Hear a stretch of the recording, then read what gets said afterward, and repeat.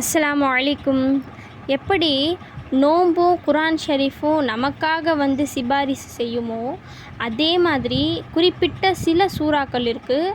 அது எவ்வளவு வலிமை வாய்ந்தது அப்படின்னு நமக்கு நாளை மறுமை நாளில் தான் தெரியும். சரிங்களா? அதில் மிக முக்கியமான ஒரு சூறா முல்க் சூறா. ஸ்டார்டிங் பார்த்திங்கன்னா, தபாரக்கல்லஸீ பியதிஹில் முல்கு வஹுவ அலா குல்லி ஷைஇன் கதீர். இதுதான் அந்த சூறாவினுடைய முதலாவது ஆயத். ரொம்ப சின்ன சூறா.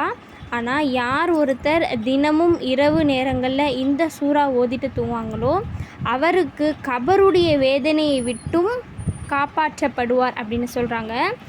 கபரில் நம்ம கூட யாருமே இருக்க போகிறதில்ல இல்லைங்களா?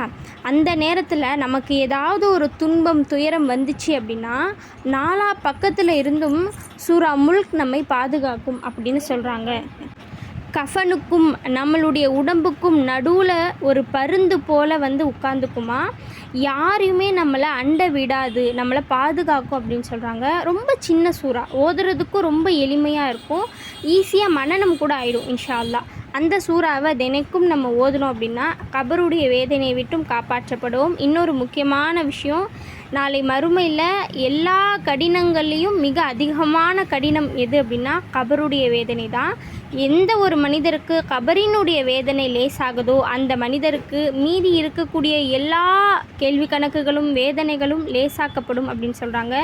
இன்ஷா அல்லாஹ் இந்த சூறாவை ஓதக்கூடிய வழமை நமக்குள்ளே நம்ம கொண்டு வரணும்.